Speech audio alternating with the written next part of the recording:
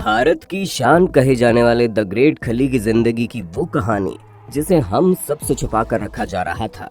एक ऐसा किस्सा जिसमें खली के हाथों एक रेसलर की मौत हो गई थी। रेसलिंग की दुनिया में एक ऐसा दौर हुआ करता था जहां कोई मानने को तैयार ही नहीं था कि ऐसा शख्स जिसे अंग्रेजी का आ भी नहीं आता वो सरहद पार जाकर लोगों के छक्के छुड़ा देगा। लेकिन खली ने जब रेसलिंग की दुनिया में कदम रखा तो इतिहास के पन्नों में हमेशा हमेशा के लिए अपना नाम दर्ज करवा दिया।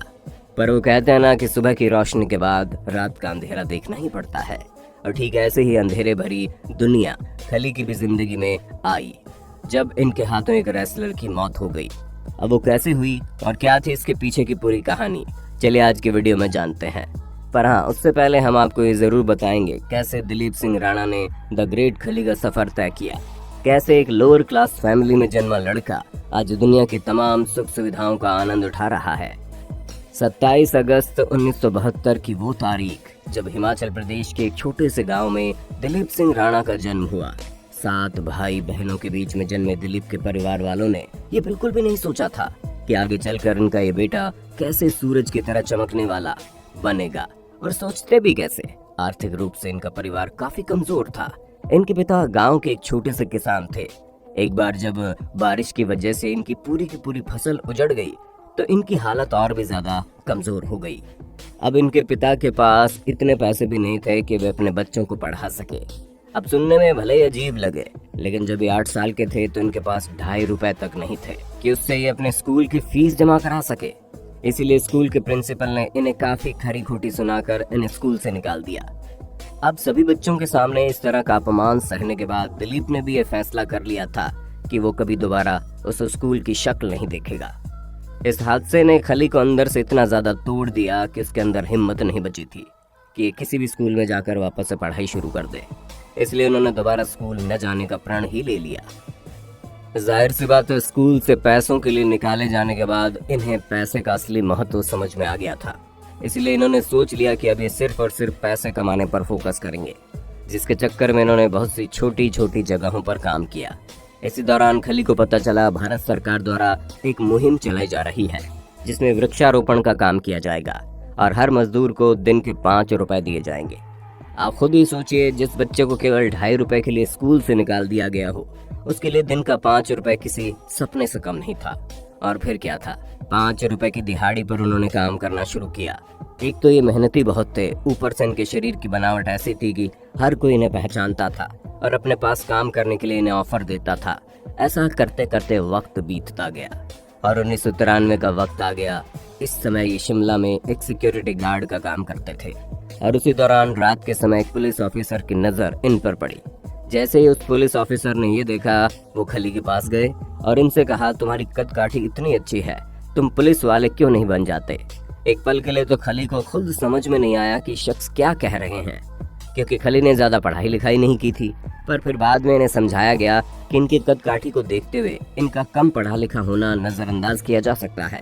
और वो दौर भी ऐसा था कि लोग सरकारी नौकरियों के पीछे इतना ज्यादा नहीं भागते थे और न ही इतना ज्यादा कंपटीशन था।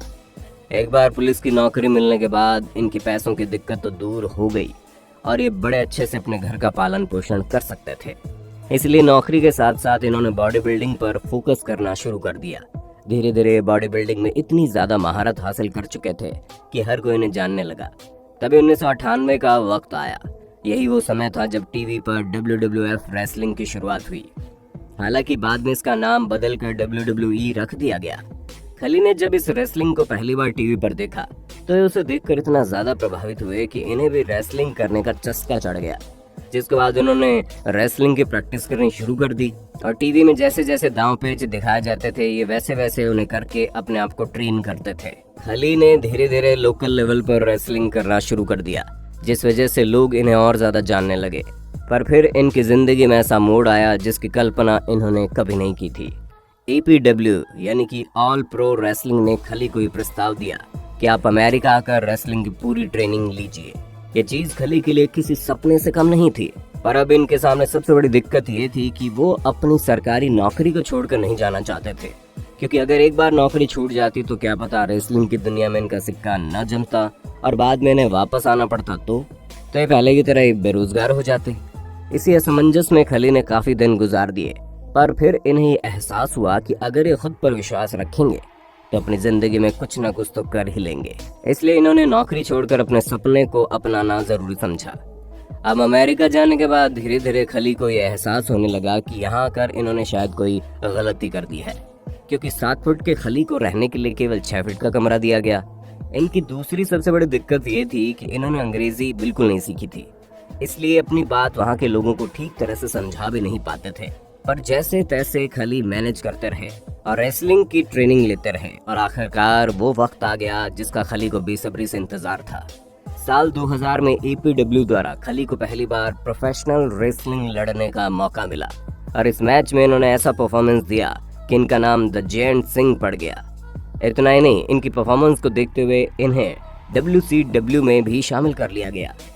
दोस्तों, ये उस समय की बहुत बड़ी रेसलिंग कंपनी थी और यहाँ तक पहुँचना हर एक रेसलर का सपना हुआ करता था। पर खली का यह सपना तब चकनाचूर हुआ जब साल 2001 में द ब्रायन ऑंग के साथ ट्रेनिंग कर रहे थे। तभी ट्रेनिंग के दौरान ही इन्होंने ब्रायन ऑंग को 2 बार रिंग में घुमाया और फिर उस रेसलर के साथ इन्होंने एक ऐसा दांव खेला जिसके कारण उसका सिर मैट से टकरा गया और ब्रायन वहीं गिरकर बेहोश हो गए। बेहोश होने के तुरंत बाद जब उसे अस्पताल पहुंचाया गया तो कुछ ही घंटों में उसकी मौत हो गई। अब दोस्तों, ये बात तो आपको भी मालूम होगी, ये जितने भी रेसलिंग के मैच होते हैं इनके प्रैक्टिस पहले से ही की जाती है और ये सब कुछ स्क्रिप्टेड होता है। इन सब के बावजूद रेसलर्स को कई सारी चोटों का सामना करना पड़ता है, पर किसी की मौत हो जाना बहुत बड़ी बात थी। इस हादसे के बाद रेसलिंग की दुनिया में खली की बहुत बदनामी हुई और हर कोई इन्हें कातिल की नजरों से देखने लगा। बड़े बड़े रेसलर्स खली से दूर भागने लगे थे, कोई भी खली के साथ मैच नहीं खेलना चाहता था। ये समझ लीजिए, ये दौर खली की जिंदगी का सबसे मुश्किल दौर था, जहाँ एक पल के लिए तो खली को लगा कि उसका पूरा करियर खत्म हो गया और इन्हें वापस भारत जाना पड़ेगा। तभी एक दिन अचानक से इनकी किस्मत ने फिर पलटी मारी और इसी बीच खली को मैक्सिको और जापान में रेसलिंग करने का मौका मिलता है। पर सोने पर सुहागा तो तब होता है जब ब्रायन की मौत की जांच पूरी होती है और तब पता चलता है कि रेसलिंग करने के लिए बिल्कुल भी फिट नहीं थे और इसी वजह से हल्का सा प्रेशर पड़ने पर इनकी हालत नाजुक हो गई और ये मर गए, जिसके पीछे खली का कोई हाथ नहीं है। वो तो APW के प्रेशर की वजह से ब्रायन को मैच लड़ना पड़ा और इसी कारण ब्रायन के परिवार वालों ने APW के खिलाफ मुकदमा दर्ज करवा दिया और इस पूरे मामले में खली को क्लीन चिट दे दी गई। ये खबर अपने आप में बहुत बड़ी थी और फिर वो वक्त आया जिसका इंतजार खली को बरसों से था। आखिरकार WWE ने द ग्रेट खली को साइन कर लिया। जब इन्होंने WWE के लिए मैच खेलने शुरू किए तो फिर रुकने का नाम ही नहीं लिया और लगातार एक के बाद एक मैच में अपनी अच्छी परफॉर्मेंस देकर दुनिया भर में अपनी पहचान बनाने लगे। इसी का नतीजा है कि फिल्मों में शाहरुख खान, क्रिकेट में सचिन तेंदुलकर और रेसलिंग की दुनिया में द ग्रेट खली को पूरी दुनिया जानती है, फिर चाहे वो किसी भी कोने में क्यों ना हो। फिलहाल तो खली अपने जैसे और नौजवान रेसलर्स को रेसलिंग की दुनिया में लाने के लिए अपना खुद का एक रेसलिंग इंस्टीट्यूट चला रहे हैं। साथ ही साथ इन्होंने न सिर्फ बॉलीवुड बल्कि हॉलीवुड की फिल्मों में काम करके एक्टिंग की दुनिया में नाम कमाया है और बेचैन की जिंदगी जी रहे हैं। दोस्तों, आज के लिए बस इतना ही। उम्मीद है आपको हमारी ये वीडियो काफी पसंद आई होगी। अगर हाँ तो इसके बारे में आपका क्या कहना है हम कमेंट में जरूर जानना चाहेंगे। खत्म, bye bye, tata, goodbye, गया।